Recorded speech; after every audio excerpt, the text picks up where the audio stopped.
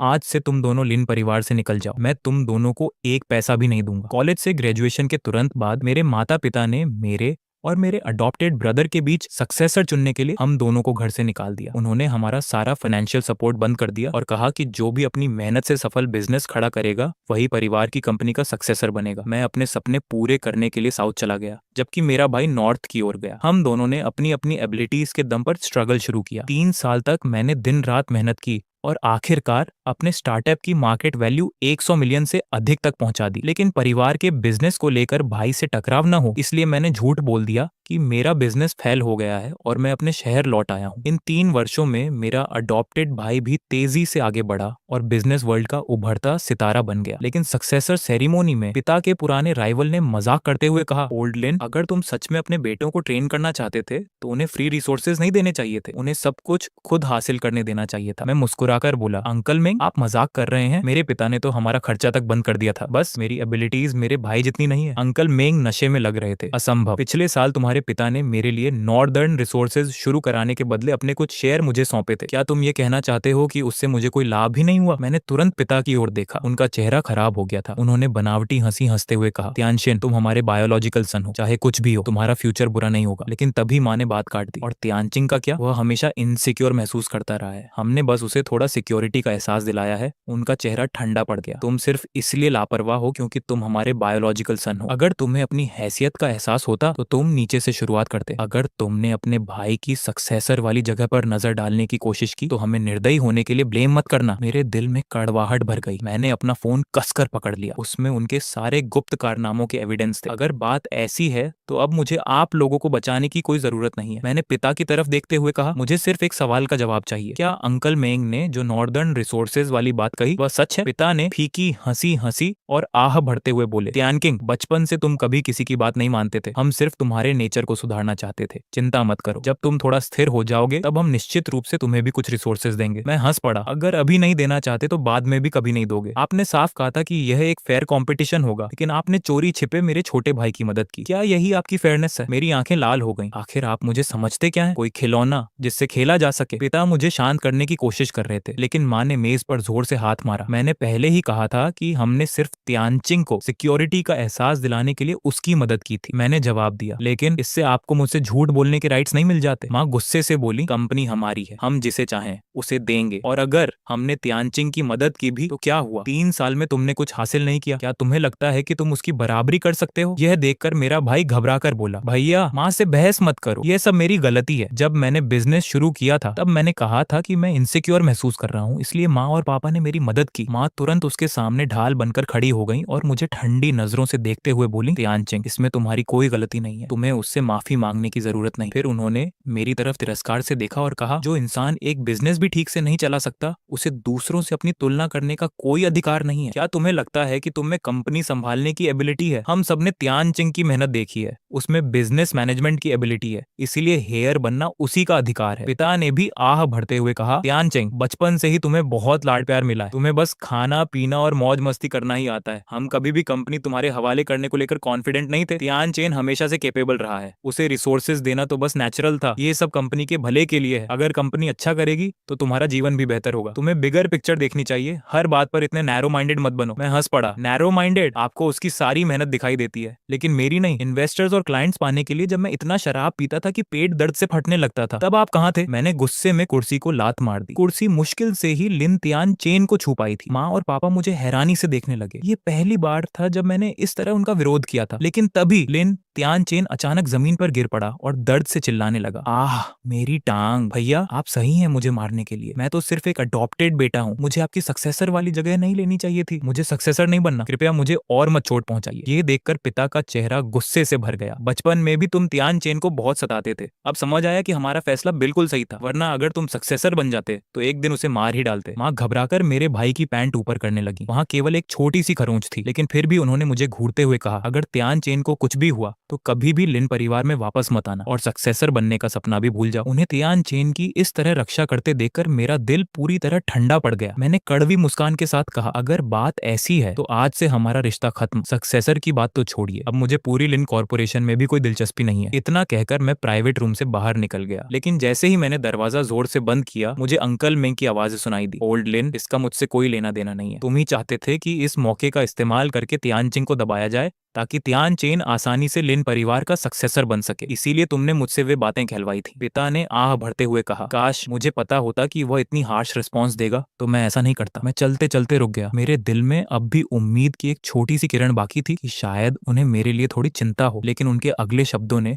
मेरे दिल को पूरी तरह जमा दिया। अगर वह मन में नफरत पाल ले और तियान चेन से बदला लेने की कोशिश करे तो क्या तुम भूल गए हमने उसके इन्वेस्टर्स और क्लाइंट्स को रिश्वत दी थी ताकि वह कभी दोबारा खड़ा ही ना हो सके। अभी तो वह सिर्फ बहादुरी का दिखावा कर रहा है। जब वह सचमुच बुरी तरह टूट जाएगा तब घिसटता हुआ वापस हमारे पास आएगा। माँ ने ठंडी हंसी हंसते हुए कहा। ये सुनकर मैं अपने आंसू रोक नहीं पाया। तो यही वजह थी, तभी मुझे इन्वेस्टर्स नहीं मिल पा रहे थे, तभी कोई क्लाइंट मेरे साथ काम नहीं करना चाहता था। ये सब पहले से ही उनके द्वारा रची गई साजिश थी। अगर मैंने समय रहते अपना ध्यान इंटरनेशनल मार्केट्स की ओर न मोड़ा होता तो शायद आज मैं भारी कर्ज में डूबा हुआ होता और मेरे पास वापस उठने का कोई रास्ता नहीं बचता। उसी सेकंड क्लाइंट्स के साथ शराब पी पी कर खराब किया हुआ मेरा पेट अचानक फिर से दर्द करने लगा। मैं कमजोर और असहाय महसूस कर रहा था। तभी बाहर से एम्बुलेंस का सायरन सुनाई दिया। सफेद कोट पहने कई मेडिकल कर्मचारी स्ट्रेचर लेकर तेजी से अंदर दौड़े और पीछे की ओर भागे। मेरे माथे पर ठंडा पसीना छलक आया। मैं उन्हें रोकने के लिए आगे बढ़ा। माफ कीजिए, मुझे जाने दीजिए। अंदर कोई गंभीर रूप से घायल है और उसे तुरंत इलाज की जरूरत है। लेकिन वे मुझे नजरअंदाज करते हुए सीधे उस निजी कमरे में चले गए जहां लिन तियान चेन मौजूद था। कुछ ही देर बाद लिन तियान चेन को स्ट्रेचर पर बाहर लाया गया। जब वह मेरे पास से गुजरा तो एक मेडिकल एम्प्लॉई ने मेरा पीला चेहरा और पेट पकड़े हुए मेरी हालत देखी और तुरंत कहा, लगता है इन्हें भी बहुत दर्द हो रहा है। लेकिन उसकी बात पूरी होने से पहले ही माँ बोल उठी, उसकी चिंता मत करो, पहले मेरे बेटे को अस्पताल ले जाओ। अगर इलाज में जरा भी देरी हुई तो मैं तुम्हारी कंप्लेंट कर दूंगी। पिता भी तुरंत उनका साथ देने लगे। असल में यह भी मेरा बेटा है, लेकिन ये अपने छोटे भाई से सक्सेसर की रेस हार गया, इसलिए इसने उसे चोट पहुंचाई है। ये बस दया पाने का नाटक कर रहा है। बचपन से ही यही चाल चलता आया है। मेडिकल स्टाफ ने मुझे डिस्गस्ट भरी नजरों से देखा और जल्दी से लिन तियान चेन को एम्बुलेंस में चढ़ा दिया। दरवाजा बंद होने से ठीक पहले लिन तियान चेन ने मेरी तरफ देखकर एक घमंडी मुस्कान दी। मेरे पेट का दर्द लगातार बढ़ता जा रहा था। आखिरकार एक दयालु अजनबी ने मेरे लिए एम्बुलेंस बुला दी। अस्पताल पहुंचने पर डॉक्टर ने कहा, अगर आप थोड़ी देर और कर देते तो पेट में फिर से स्टमक परफोरेशन हो सकता था। भर्ती होने और दवा लेने के बाद दर्द धीरे धीरे कम होने लगा। उसी समय लिन तियान चेन ने एक वीडियो पोस्ट किया। वीडियो में पिता उसे सक्सेसर के डॉक्यूमेंट्स पर साइन करवाते दिख रहे थे, जबकि माँ अपने हाथों से उसे न्यूट्रिशियस सूप पिला रही थी। कैप्शन था, धन्यवाद माँ और पापा मुझे हमेशा सबसे अच्छा देने के लिए। मैं कड़वाहट से हंस पड़ा। कितना हास्यास्पद था। मैं इस डर से कि प्रॉपर्टी को लेकर मेरे और मेरे भाई के बीच विवाद न हो जाए दिन रात मेहनत करके अपनी कंपनी को और बड़ा और मजबूत बना रहा था। मुझे थोड़ी थोड़ी उम्मीद थी कि मेरे माता पिता मेरी अचीवमेंट्स पर प्राउड महसूस करेंगे, लेकिन आज उन्हें उसके साथ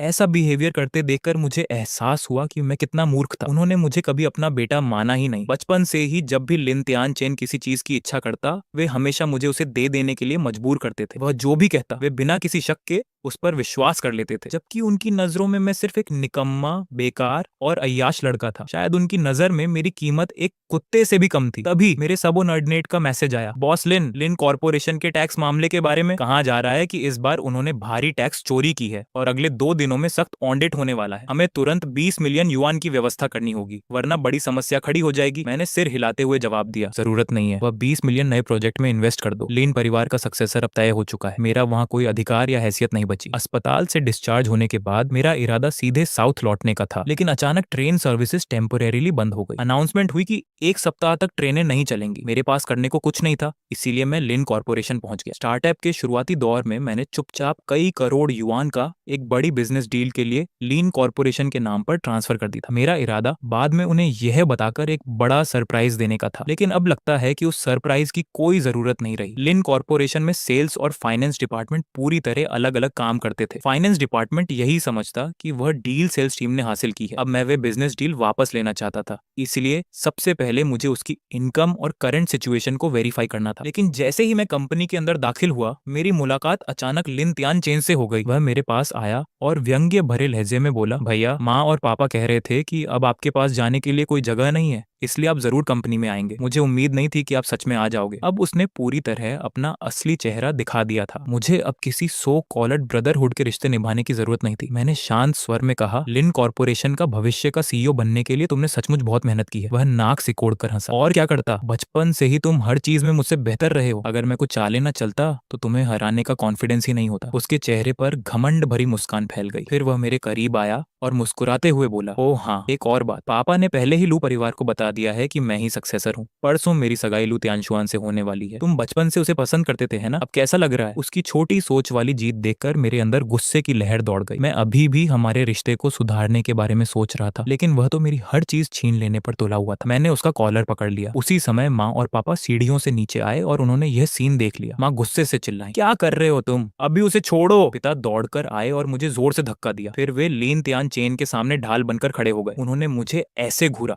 जैसे मैं उनका दुश्मन हूँ। उसने अपनी एबिलिटी के दम पर सक्सेसर की जगह हासिल की है और तुम बार बार उसे नुकसान पहुंचाने की कोशिश कर रहे हो। हमारे घर में तुम्हारे जैसा निर्दयी बेटा कैसे पैदा हो गया? फिर उन्होंने चिंतित होकर पूछा, त्यान चेन, तुम ठीक तो हो? इसने तुम्हें चोट तो नहीं पहुंचाई? लिन त्यान चेन ने उदास चेहरा बनाकर सिर हिलाया। माँ, भैया सिर्फ इसलिए परेशान है क्योंकि मैं सक्सेसर बन गया हूँ। आखिरकार वे हमेशा मुझसे बेहतर रहे हैं। ऐसी निराशा महसूस करना नेचुरल है। वे अभी इसे स्वीकार नहीं कर पा रहे हैं। कृपया उन्हें ब्लेम मत करो। वे मेरे बड़े भाई हैं। मैं नहीं चाहता कि वे इस वजह से दुखी हों। ये सुनकर पिता ने निराशा से मेरी तरफ देखा। त्यान चेंग, काश तुम में त्यान चेन की आधी भी सहनशीलता होती। माँ ने दांत भींचकर मुझे घूरा। उनकी आवाज बर्फ जैसी ठंडी थी। वह सहनशील? अगर वह त्यान चेन के खिलाफ साजिश न करे तो वही किसी मिरेकल से कम नहीं होगा। फिर उन्होंने उंगली दिखाते हुए कहा, बेहतर होगा कि तुम अपने बिहेवियर पर विचार करो, वरना मुझे तुम्हें अपना बेटा मानने से इनकार करने के लिए ब्लेम मत करना। इतना कहकर उन्होंने मेरी तरफ दोबारा देखने की भी जहमत नहीं उठाई। वह लिन त्यान चेन को लेकर चली गई। जाते जाते मैं उन्हें उसे मनाते हुए सुन सकता था। त्यान चेन, तुम्हें पालतू जानवर पसंद है ना? माँ ने तुम्हारे लिए एक प्यारा सा बिल्ली का बच्चा खरीदा है। पिता ने मेरी तरफ देखा, भारी आह भरी, सिर हिलाया और उनके पीछे चले गए। मैं ठंडी नजरों से उन्हें तब तक देखता रहा जब तक वे मेरी नजरों से ओझल नहीं हो गए। तभी मैंने नजरें फेर ली। कंपनी का वर्क रूटीन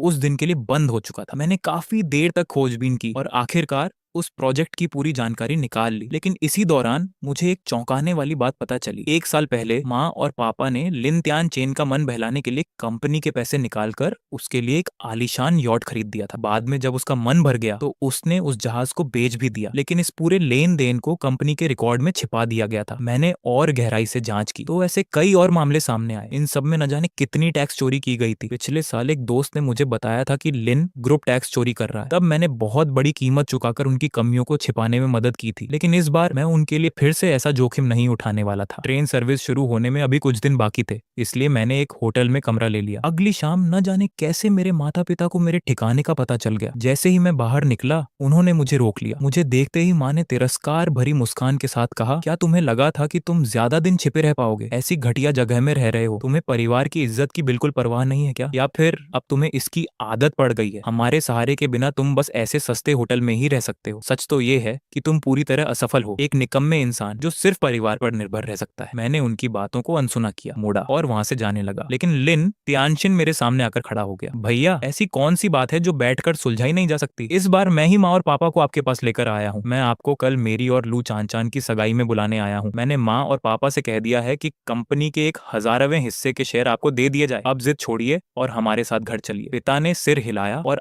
आह भरते हुए कहा, लिन त्यानशिन ने अपनी मर्जी से तुम्हें ये शेयर देने की बात कही है। इससे पता चलता है कि उसका दिल कितना बड़ा है। तुम्हें ऐसे समझदार और उदार भाई का आभारी होना चाहिए। मैंने ठंडे स्वर में कहा, 1,000वां हिस्सा मुझे उसकी कोई जरूरत नहीं है। मैंने बेरुखी से लिन त्यानशिन का हाथ झटक दिया। वह मानो पहले से तैयार बैठा था। तुरंत जमीन पर गिर पड़ा। उसके हाथ में हल्की सी चोट लग गई और खून निकलने लगा। यह देखते ही माँ गुस्से से चीख उठी, अगर कल त्यानशिन की सगाई न होती, अगर लिन परिवार की रेप्यूटेशन का सवाल न होता, तो क्या तुम्हें लगता है कि हम तुम्हें वापस घर लाने आते? बचपन से तुम लिन त्यानशिन को परेशान करते आए हो और अब हमारे सामने ही उस पर हाथ उठाने की हिम्मत कर रहे हो। हमें यहाँ आना ही नहीं चाहिए था। चूंकि तुम्हें यह मौका नहीं चाहिए तो मत लो। मैं देखना चाहती हूँ कि हमारी मदद और देखभाल के बिना तुम कितने दिन टिक पाते हो। उनकी बातें सुनकर मुझे बेहद हास्यास्पद लगा। मैं हंसते हुए बोला, क्या आपको अपनी बात खुद हास्यास्पद नहीं लगती? बचपन से लेकर आज तक आप दोनों में से किसने कभी मुझे लिन त्यानशिन को सताते हुए देखा है? हर बार वह सिर्फ एक शिकायत शिकायत कर देता था और आप बिना किसी जांच पड़ताल के मुझे सजा दे देते थे। इस बार उसे सक्सेसर बनाने के लिए आपने 3 साल तक मुझसे झूठ बोला, मेरी सारी मेहनत और अचीवमेंट्स को नकार दिया। क्या यही आपका सपोर्ट कहलाता है? चुप रहो। माँ ने गुस्से में हाथ उठाया और मुझे थप्पड़ मारने की कोशिश की, लेकिन इस बार मैंने उनका हाथ पकड़ लिया और उन्हें पीछे धकेल दिया। यह देखकर लिन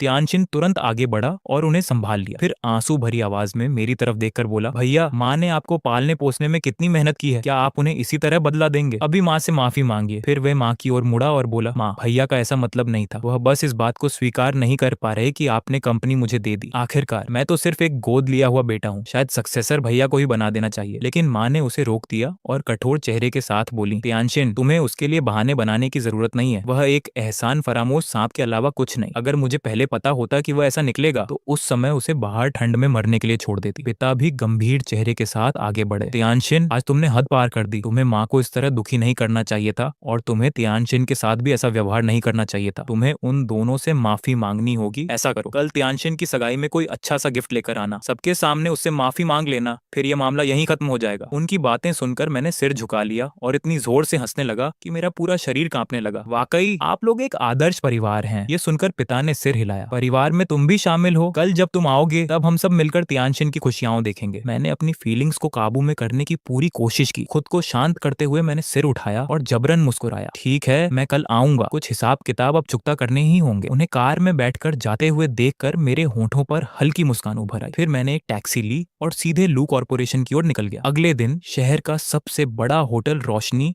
और डेकोरेशन से जगमगा रहा था। चारों तरफ उत्साह का माहौल था। लिन और लू परिवारों के बीच होने वाला ये मैरिज अलायंस पूरे शहर की चर्चा का टॉपिक बना हुआ था। सोशल मीडिया की हर ट्रेंडिंग सूची में इसी की चर्चा थी। बिजनेस वर्ल्ड की कई बड़ी हस्तियां इस समारोह में शामिल होने पहुंची थी। होटल के अंदर लिन त्यानशिन गर्व से भरा हुआ था और सबकी प्रशंसा का आनंद ले रहा था। माँ की आंखें भावुक होकर लाल हो गईं। बस मैं त्यानशिन को खुश देख लूं, मेरे लिए यही काफी है। पिता ने भी सेटिस्फाइड होकर सांस लेते हुए कहा, त्यानशिन जैसा बेटा होना मेरे लिए प्राउड की बात है। फिर अचानक उन्होंने भौहें सिकोड़ ली। सेरेमोनी शुरू होने वाला है, वह लड़का अभी तक क्यों नहीं आया? माँ बोली, शायद मैं उसे फोन करके पूछूं। लेकिन अगले ही पल उनकी आंखों में घृणा झलक उठी। छोड़ो भी, वह कहीं बाहर मौज मस्ती कर रहा होगा। उस जैसे बेटे का होना हमारे लिए सिर्फ शर्म की बात है। अगर आज भी वह नहीं आया तो मैं उससे सारे रिश्ते तोड़ दूंगी। लेकिन जैसे ही उनकी बात खत्म हुई, कंपनी का एक कर्मचारी घबराया हुआ अंदर भागता आया। मिस्टर लिन, बड़ी समस्या हो गई है। सब लोग चौंक कर उसकी ओर देखने लगे। अभी अभी इंस्पेक्शन डिपार्टमेंट की गाड़ियां कंपनी के गेट पर पहुंची हैं। उनका कहना है कि हमारी कंपनी में सीरियस इरेगुलरिटीज पाई गई हैं। वे चाहते हैं कि आप तुरंत जाकर इन्वेस्टिगेशन में सहयोग करें। यह सुनकर माँ और पिता दोनों स्तब्ध रह गए। लिन त्यानशिन ने कर्मचारी का कॉलर पकड़ लिया। तुमने अभी क्या कहा? कर्मचारी घबराते हुए बोला, यंग मास्टर लिन, मेरा मतलब है कि टैक्स डिपार्टमेंट की इन्वेस्टिगेशन टीम पहले ही कंपनी पहुंच चुकी है। उनका कहना है कि हमारी कंपनी ने कई बार टैक्स चोरी की है और वे चाहते हैं कि आप तुरंत जांच में सहयोग करें। अगर हम सहयोग नहीं करते तो वे लोगों को गिरफ्तार करने यहाँ भी आ सकते हैं। और इस बार तो उनके सीनियर ऑफिसर भी साथ आए हैं। उनकी बातों से लग रहा है कि मामला बहुत गंभीर है, यहाँ तक कि जेल भी हो सकती है। यह सुनते ही पिता का चेहरा सफेद पड़ गया। यह कैसे हो सकता है? हमारी कंपनी हमेशा नियमों के अनुसार काम करती आई है, ऐसा आखिर हुआ कैसे? कुछ पल सोचने के बाद उन्होंने कहा, जब तक कि कंपनी के अंदर किसी ने गुप्त रूप से धन का घपला न किया हो। जैसे ही उन्होंने यह कहा, माँ के चेहरे पर गिल्ट की एक झलक दिखाई दी। पिता इतने वर्षों तक बिजनेस वर्ल्ड में टिके नहीं थे कि इतनी छोटी बात न समझ पाते। माँ के चेहरे का भाव बदलते ही उन्हें सब समझ आ गया। वैन्या, तुम्हें कुछ पता है ना? माँ ने उनका हाथ पकड़ लिया और जबरन मुस्कुराते हुए बोली, आप जानते ही हैं कि त्यानशिन हमेशा खुद को असुरक्षित महसूस करता रहा है। क्या आपको याद है 2 साल पहले वह गंभीर रूप से बीमार पड़ गया था? उसे खुश करने के लिए मैंने कंपनी के खाते से कुछ लाख युआन निकालकर उसके लिए कुछ उपहार खरीद दिए थे। पिता ने भौहें चढ़ा ली। तुमने मुझे उस समय क्यों नहीं बताया? और आखिर खरीदा क्या था? माँ ने धीमे स्वर में कहा, मुझे डर था कि आप मना कर देंगे। मैंने बस त्यानशिन के लिए एक नया गेमिंग कंसोल खरीदा था। बाद में उसे वह पसंद नहीं आया तो मैंने उसे कम कीमत पर बेच दिया। मुझे लगा कि कंपनी के लिए वह रकम कोई बड़ी बात नहीं है, इसलिए मैंने ज्यादा ध्यान नहीं दिया। कंसोल बेचकर जो पैसे मिले वे भी मैंने त्यानशिन को जेब खर्च के तौर पर दे दिए। ये सुनकर पिता का खून खौल उठा, लेकिन फिर भी उन्होंने उलझन में पूछा, फिर भी बात समझ में नहीं आ रही। कुछ लाख युआन की बात पर टैक्स डिपार्टमेंट के इतने हाई रैंकिंग ऑफिशियल्स खुद यहाँ नहीं आते। क्या तुम मुझसे अभी भी कुछ छिपा रही हो? माँ ने सिर झुका लिया। वह चुप रही और उनकी ये खामोशी ही सबसे बड़ा जवाब थी। लेकिन आखिरकार पिता की लगातार घूरती हुई नजरों के दबाव में माँ टूट गई। असल में पिछले साल जब मैंने देखा कि त्यानशिन का बिजनेस ठीक नहीं चल रहा है तो मैंने कंपनी के खाते से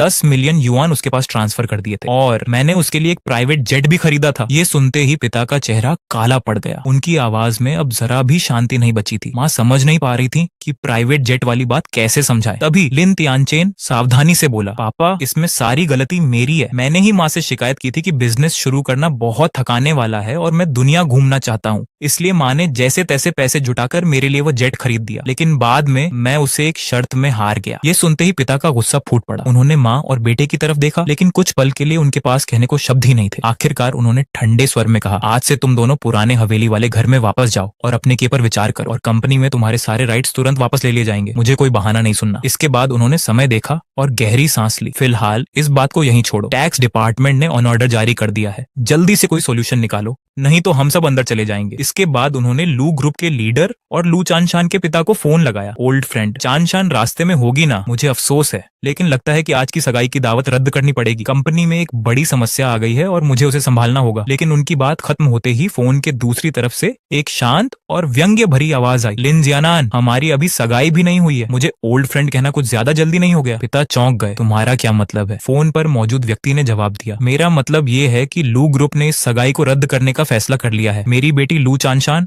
अब तुम्हारे बेटे लिन तियानचेन से शादी नहीं करना चाहती। यह सुनते ही पिता के चेहरे पर गुस्सा छा गया। लू वान, तुम्हारी हिम्मत कैसे हुई ऐसा कहने की? क्या तुम्हें डर नहीं कि मैं लू ग्रुप की फंडिंग बंद कर दूंगा? फोन के दूसरी तरफ से ठंडी हंसी सुनाई दी। फंडिंग? मजाक मत करो। तुम्हारी तथाकथित फंडिंग का मतलब सिर्फ इतना था कि मैं अपनी बेटी को बेच दूं। अगर तियानचिंग ना होता तो मैं बहुत बड़ी गलती कर बैठता। पिता की आंखें फैल गईं। तियानचिंग, क्या वह तुम्हारे साथ है? लू वान ने ठंडे स्वर में कहा, यह तुम्हारा मामला नहीं है। तुम्हें बस इतना जानना चाहिए कि लू कॉर्पोरेशन को दोबारा उठने के लिए तुम्हारे साथ किसी मैरिज अलायंस की जरूरत नहीं है। अभी तुम्हें इस बात की चिंता करनी चाहिए कि टैक्स डिपार्टमेंट का सामना कैसे करोगे। इतना कहकर उन्होंने फोन काट दिया। अभी हुई बातचीत माँ और लिन तियानचेन ने भी सुन ली थी। दोनों अविश्वास से पिता की ओर देखने लगे। माँ ने दांत भींचकर कहा, क्या लू परिवार पागल हो गया है? क्या उन्हें सच में लगता है कि लिन तियानचिंग उन्हें दोबारा खड़ा कर सकता है? लिन तियानचेन के चेहरे पर भी कंफ्यूजन साफ दिखाई दे रहा था। कुछ देर सोचने के बाद पिता की आंखों में एक खतरनाक चमक उभरी। उन्होंने दूर देखते हुए कहा, पहले कंपनी चलते हैं और इस समस्या को सुलझाते हैं। उसके बाद हम लिन तियानचिंग को ढूंढेंगे और उसे सारी सच्चाई निकलवाएंगे। यह कहकर तीनों रोल्स रॉयस में बैठे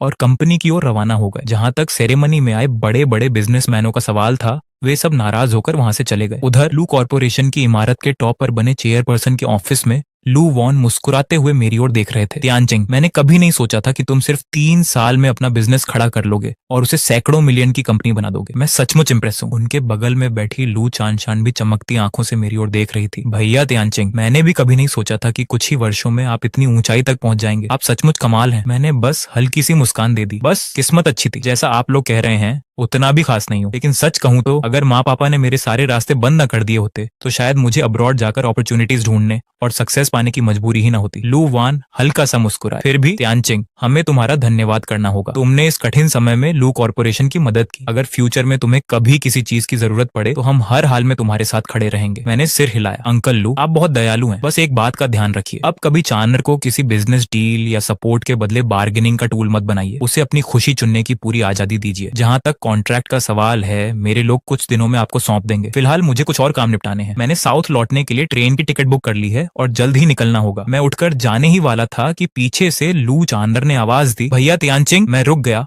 और मुड़कर उसकी ओर देखा। क्या हुआ? चांद का चेहरा हल्का सा लाल हो गया। उसने शर्माते हुए सिर झुका लिया। कुछ नहीं। उसे इस तरह देखकर लू वान जोर से हंस पड़े। तियानचिंग, मैं जानता हूँ कि बचपन से ही तुम्हें चांदर पसंद थी और मैं यह भी देख सकता हूँ कि चानर के दिल में भी तुम्हारे लिए फीलिंग्स हैं। तो क्यों ना तुम उसे अपने साथ साउथ ले जाओ। पापा, आप कैसी बातें कर रहे हैं? चांदर ने झेंपते हुए अपने पिता को घूरा और फिर मेरी तरफ देखने लगी। भैया तियानचिंग, पापा की बातों पर ध्यान मत दीजिए। मैं मुस्कुराया। ठीक है, तो फिर मेरे साथ चलोगी? चानर ने हैरानी से मेरी ओर देखा। मैंने आगे कहा, मेरी गर्लफ्रेंड बनकर? उसकी सुंदर आंखें आश्चर्य से फैल गईं। कुछ पल की झिझक के बाद उसने धीरे से सिर हिला दिया। ये देखकर लू वान के चेहरे पर फिर से संतुष्टि भरी मुस्कान आ गई। इसके बाद मैं एक दस्तावेज लेकर लिन सिटी पहुंचा। साउथ लौटने से पहले मैं उनके साथ अपना रिश्ता हमेशा के लिए खत्म करना चाहता था। उस समय टैक्स डिपार्टमेंट की इन्वेस्टिगेशन टीम अभी भी कंपनी में मौजूद थी। माँ और पापा इन्वेस्टिगेशन को लेकर बुरी तरह परेशान थे। जैसे ही माँ ने मुझे देखा, उनका चेहरा गुस्से से लाल हो गया। वह तेजी से मेरी ओर बढ़ी और मेरा कॉलर पकड़ लिया। लिन तियानचिंग, एहसान फरामोश कमीने, तुम्हारी हिम्मत कैसे हुई वापस आने की? तुमने लू कॉर्पोरेशन में क्या किया? लू वान ने अचानक सगाई क्यों तोड़ दी? मैंने उनका हाथ हटाया और उन्हें पीछे धकेल दिया। फिर ठंडे स्वर में बोला, मिसेज लिन, क्या आप मुझ पर हाथ उठाने की कोशिश कर रही हैं? अगर ऐसा है तो मुझे पुलिस बुलानी पड़ेगी। मेरे शब्द सुनकर उनकी आंखें ठंडी हो गईं। लिन तियानचिंग, तुमने इतनी व्यंग्यात्मक बातें करना कब सीख लिया? तभी लिन तियानशिन उदास चेहरा बनाकर आगे आया। भैया देखिए ना, सगाई टूट जाने की वजह से मैं कितना दुखी हूँ। मैं हंस पड़ा। लो फिर शुरू हो गया तुम्हारा नया नाटक। लिन तियानशिन ने दुखी स्वर में कहा, भैया मैं जानता हूँ कि आप मुझे पसंद नहीं करते, आपको बुरा लगता है कि मैं लिन परिवार का सक्सेसर बन गया, लेकिन मैंने ये स्थान फेयर कंपटीशन से हासिल किया है। हाँ, मैं माँ पापा का अडॉप्टेड बेटा हूँ, लेकिन इसका मतलब ये नहीं कि आप मेरे कैरेक्टर पर सवाल उठाएं। वह इमोशनल होकर बोला, क्या आपको पता है कि होटल में इतने लोगों के सामने मेरी कितनी बेइज्जती हुई? मैंने कंधे उचकाए। बेइज्जती? मुझे नहीं पता, लेकिन मैं इतना जरूर जानता हूँ कि बहुत जल्द हमारा एक दूसरे से कोई रिश्ता नहीं बचेगा। ये कहकर मैंने अपने बैग से पहले से तैयार किया हुआ संबंध विच्छेद अग्रीमेंट निकाला। मैंने वह डॉक्यूमेंट सीधे उनके सामने पटक दिया। इस पर साइन कर दीजिए, आज के बाद मेरा लिन परिवार से कोई संबंध नहीं रहेगा। समझौते की सामग्री पढ़ते ही माँ और भी भड़क उठी। लिन तियानचिंग, तुम एहसान फरामोश बदमाश, तुम सच में मुझसे सारे रिश्ते तोड़ना चाहते हो? मैंने बिना कोई भाव बदले शांत स्वर में कहा, साइन करो या मत करो। फिर मैंने उनकी आंखों में देखते हुए कहा, लेकिन आज के बाद मैं अपनी पूरी ताकत लगा दूंगा ताकि लिन तियानचिन से सक्सेसर की वह कुर्सी छीन सकूं। यह सुनते ही माँ ने तुरंत मेरे हाथ से पेन छीन लिया और बिना एक पल गंवाए एग्रीमेंट पर अपना नाम लिख दिया। यहाँ तक कि लिन तियानशिन के लिए उन्होंने पिता की तरफ से भी साइन कर दी। फिर उन्होंने लिन तियानशिन की ओर देखकर कहा, तियानशिन तुम भी साइन कर दो। आज से मेरा कोई ऐसा नालायक बेटा नहीं है और तुम्हारा भी ऐसा एहसान फरामोश भाई नहीं है। यह सुनकर लिन तियानशिन ने दिखावे के लिए कुछ अनिच्छा जताई, लेकिन अगले ही पल उसने भी जल्दी से अपना नाम लिख दिया। मेरे होंठों पर हल्की मुस्कान उभर आई। मैंने धीरे धीरे उस संबंध विच्छेद एग्रीमेंट को मोड़ा और जेब में रख लिया। आज के बाद मेरा और लिन फैमिली से मेरा कोई रिलेशन नहीं रहेगा। उसी समय पिता कुछ एम्प्लॉयज के साथ फाइनेंशियल डिपार्टमेंट से बाहर निकले। उनके चेहरे को देखकर साफ पता चल रहा था कि इन्वेस्टिगेशन में काफी एविडेंस मिल चुके थे। उन एम्प्लॉयज में से एक ने मुझे देखा और मुस्कुराते हुए मेरी तरफ बढ़ाया। अरे तियानचिंग, तुम तो साउथ वापस जाने वाले थे, अभी तक गए नहीं? मैं भी मुस्कुराया। ओल्ड सॉन्ग, आप भी यहाँ हैं? मेरी ट्रेन 2 दिन बाद है, कोई जल्दी नहीं है। कैसा रहेगा आज रात साथ बैठकर कुछ पीते हैं? उन्होंने हंसते हुए सिर हिलाया। लेकिन ये सीन देखकर माँ, पिता और लिन तियानचिन तीनों स्तब्ध रह गए। पिता जल्दी से मेरी ओर आए। उन्होंने अपने गुस्से को दबाते हुए चेहरे पर मुस्कान लाने की कोशिश की। तियानचिंग, तुम डायरेक्टर सॉन्ग को जानते हो? मैंने उनकी ओर देखना भी जरूरी नहीं समझा। मैंने सिर्फ ओल्ड सॉन्ग से कहा, आज रात मिलते हैं। ये कहकर मैं जाने के लिए मुड़ा, लेकिन पिता ने रास्ता रोक लिया। फिर उन्होंने डायरेक्टर सॉन्ग की ओर देखकर कहा, डायरेक्टर सॉन्ग, तियानचिंग मेरा बेटा है। मुझे पता ही नहीं था कि वह आपका फ्रेंड है, चूंकि हम सब अपने ही लोग हैं। क्या आप? लेकिन उनकी बात पूरी होने से पहले ही ओल्ड सॉन्ग ने उन्हें ठंडे स्वर में मना कर दिया। यह देखकर पिता मेरी ओर मुड़े। इस बार उनके स्वर में विनती थी। तियानचिंग, क्या तुम मेरे लिए एक अच्छी बात नहीं कह सकते? वह पैसा तुम्हारी माँ के खाते में गया था और तुम्हारे भाई पर खर्च हुआ था। अगर सचमुच इन्वेस्टिगेशन हुई तो तुम्हारी माँ और तुम्हारा भाई जेल चले जाएंगे। मैंने ठंडी नजरों से उनकी ओर देखा। उससे मेरा क्या लेना देना? फिर मैंने जेब से वही संबंध विच्छेद एग्रीमेंट निकाला और उनके सामने लहरा दिया। और एक बात, हम पहले ही सारे रिश्ते खत्म कर चुके हैं। मुझे उस अपनापन भरे लहजे में मत बुलाइए। अपने ही नाम के साइन उस डॉक्यूमेंट पर देखकर लिन जियानान पूरी तरह सन्न रह गए। तियानचिंग, ये सब क्या है? मेरे नाम से इस पर साइन किसने किए? मैं इसे स्वीकार नहीं करता। वह एग्रीमेंट छीनकर फाड़ने ही वाले थे कि माँ आगे बढ़कर उन्हें रोक लिया। ओल्ड लिन, उसने तियानचिन को धमकाकर उसकी सक्सेसर वाली जगह छीनने की कोशिश की थी। ऐसे एहसान फरामोश को फैमिली में रखने की क्या जरूरत है? मुझे विश्वास है कि हम इसके बिना भी इस मुश्किल से निकल सकते हैं। निकल नहीं सकते। पिता अवाक रह गए। उसी समय ओल्ड सॉन्ग अचानक व्यंग्य से हंस पड़े। वह मेरे पास आए और मेरे कंधे पर हाथ रखा। भाई, क्या तुमने इन्हें अब तक नहीं बताया कि इनके लिए तुमने क्या क्या किया है? मैं कड़वाहट भरी मुस्कान के साथ बोला, बताकर भी क्या फायदा? क्या आपको सच में लगता है कि ये लोग मेरी बात पर विश्वास करेंगे? इनकी नजरों में मैं कभी कुछ था ही नहीं। इनके लिए उस अडॉप्टेड बेटे की कीमत मुझसे कहीं ज्यादा है। इनकी नजरों में मेरी हैसियत तो एक कुत्ते से भी कम रही है। ओल्ड सॉन्ग ने सिर हिलाया। फिर उन्होंने पिता की ओर देखकर कहा, क्या आपको पता भी है कि अगर तियानचिंग ने आपके लिए भारी भरकम जुर्माना न भरा होता तो परसों नहीं बल्कि 2 साल पहले ही आपकी कंपनी की इन्वेस्टिगेशन शुरू हो जाती? लेकिन आपकी आंखों में तो सिर्फ वही अडॉप्टेड बेटा बसता है जो हर समय कंप्लेंट करता रहता है। सच कहूं तो ये बेहद हास्यास्पद है। ये सुनते ही पिता का चेहरा बदल गया। उन्होंने अविश्वास से मेरी ओर देखा। उसकी आंखों में कुछ अलग सा भाव उभरा। लेकिन माँ पूरी तरह बौखला चुकी थी। क्या मैंने उससे मदद मांगी थी? कौन जाने उसके मन में क्या स्वार्थ रहा होगा। वह हमेशा से निकम्मा ही रहा है। यह सुनकर भले ही हमारा रिश्ता पहले ही टूट चुका था, फिर भी मेरे दिल में दर्द उठा। उसी समय लू परिवार की कार धीरे धीरे आकर रुकी। लू वान और उनकी बेटी लू चान कार से उतरे। मैंने लू चान की ओर हल्की मुस्कान के साथ देखा। तुम यहाँ कैसे? लू चान शरारती मुस्कान के साथ बोली, पापा को अंदाजा था कि तुम यहाँ आओगे। उन्हें डर था कि तुम अकेले पड़ जाओगे, इसीलिए वे खास तौर पर मुझे तुम्हारा साथ देने के लिए लाए हैं। ये कहकर वह मेरे पास आई और मेरा हाथ थाम लिया। मेरे दिल में गर्माहट सी भर गई। मामला तो अब सुलझ चुका है। उन्हें देखकर माँ का गुस्सा और भड़क गया। उन्होंने लू वान की ओर उंगली उठाकर कहा, क्या यही तुम्हारा वादा निभाने का तरीका है? मेरे बेटे को सबके सामने मूर्ख बना दिया। मैं पूरे शहर में तुम्हारे लू परिवार की जिंदगी मुश्किल कर दूंगी। फिर उन्होंने लू चान चान की ओर इशारा किया, और तुम अभी कुछ देर पहले तक मेरे बेटे की फियांसी बनने वाली थी और अब इस एहसान फरामोश के साथ घूम रही हो। तुमने सभी औरतों को शर्मिंदा कर दिया है। लू चान चान जवाब देने ही वाली थी कि मैं उसके सामने आकर खड़ा हो गया। मैंने माँ की आंखों में देखते हुए ठंडे स्वर में कहा, मेरी गर्लफ्रेंड से माफी मांगो, वरना लिन परिवार के खिलाफ मैं भी कोई रियायत नहीं दिखाऊंगा। माहौल अचानक सीरियस हो गया। तभी ओल्ड सॉन्ग वहां आए और उनकी मौजूदगी ने आग में घी डालने का काम किया। उन्होंने मुस्कुराते हुए मेरे कंधे पर हाथ रखा। बधाई हो भाई, शहर वापस आए और लड़की भी जीत ली। शादी कब कर रहे हो? मुझे पार्टी देना मत भूलना। मैं मुस्कुराया, समय आने पर जरूर बताऊंगा। इसके बाद मेरा उन तीनों को और देखने का मन नहीं हुआ। मैं लू चान चान के साथ वहां से चला गया। उधर ओल्ड सॉन्ग उन्हें आगे की पूछताछ के लिए ले गए। कंपनी के लिए 1 करोड़ युआन कोई बहुत बड़ी रकम नहीं थी, लेकिन टैक्स चोरी की राशि काफी गंभीर थी। अगले ही दिन लिन परिवार की खबरें पूरे शहर की सुर्खियां बन गईं। उनकी साख गिरने के कारण कई बिजनेस पार्टनर्स ने उनके साथ अपने कॉन्ट्रैक्ट रद्द कर दिए। उसी दोपहर माँ अचानक मेरे पास आई। तुम्हारे पिताजी की गिरफ्तारी के लिए मैं जिम्मेदार हूँ। तभी मुझे पता चला कि पिता ने माँ और लिन त्यानचेन को बचाने के लिए सारा दोष अपने ऊपर ले लिया था। कितनी विडंबना थी। जिस पिता के प्यार के लिए मैं पूरी जिंदगी तरसता रहा, उसका एहसास मुझे कभी नहीं मिला। मैंने उनकी बात अनसुनी कर दी और अपने लोगों से उन्हें बाहर निकलवा दिया। उस रात मैं और लू चान चान आतिशबाजी देखने गए। हमने साथ बैठकर शराब पी और अपने दिल की सारी बातें एक दूसरे के साथ शेयर की। अगली सुबह हमने मिस्टर लू से विदा ली और साउथ की ओर जाने वाली ट्रेन में सवार हो गए। रवाना होने से पहले मुझे पता चला कि लिन त्यानचेन ने लिन कॉर्पोरेशन की कमान संभाल ली है, लेकिन मेरी नजर में उसकी एबिलिटी इतनी नहीं थी कि वह लिन परिवार को आगे बढ़ा सके। हालांकि अब ये सब मेरी चिंता का टॉपिक नहीं था। साउथ पहुंचते ही मैंने लू परिवार के साथ एक बड़े प्रोजेक्ट पर पार्टनरशिप शुरू कर दी। लू चान चान के साथ मिलकर मैंने अपनी कंपनी को दिन ब दिन आगे बढ़ते देखा। 3 महीने बाद लू चान चान को पता चला कि वह गर्भवती है। हमने शादी की तैयारियों के लिए वापस लौटने का फैसला किया, लेकिन लौटते ही मिस्टर लू ने एक चौंकाने वाली खबर सुनाई। लिन परिवार का कारोबार दिवालिया हो चुका था। लिन त्यानचेन ने कंपनी को बेहद कम कीमत पर एक राइवल कंपनी को बेच दिया था। पैसा हाथ में आते ही माँ उसका अधिकांश हिस्सा कर्जा चुकाने में लगाना चाहती थी, लेकिन उसी समय लिन त्यानचेन सारा पैसा लेकर गायब हो गया। उसकी इस हरकत ने माँ को पूरी तरह तोड़ दिया। वह गंभीर रूप से बीमार पड़ गई और अस्पताल में भर्ती हो गई। आखिरकार वह मेरी माँ थी। लू चान चान के कहने पर मैं उनसे मिलने अस्पताल गया, लेकिन मुझे देखते ही उनकी आंखों में खुशी नहीं, केवल नफरत दिखाई दी। यह सब तुम्हारी वजह से हुआ है, उन्होंने चीखते हुए कहा। अगर तुमने मदद करने से इनकार नहीं किया होता तो तुम्हारे पिता जेल नहीं जाते, तुम्हारा भाई भी आराम से कंपनी चला रहा होता और वह हमें छोड़कर नहीं जाता। इतना कहकर वह मेरी ओर झपटी। मुझे डर था कि कहीं वह लू चान चान को नुकसान न पहुंचा दे, इसलिए मैं तुरंत उसे लेकर वहां से चला गया। असल में लिन त्यानचेन कभी भी कंपनी का रियल ओनर नहीं था, वह सिर्फ सक्सेसर था। अंतिम निर्णय तो हमेशा मेरे पिता के हाथ में ही था। शायद जेल में रहते हुए पिता को आखिरकार लिन त्यानचेन का असली चेहरा दिखाई दे गया था। कुछ ही समय बाद लिन त्यानचेन संपत्ति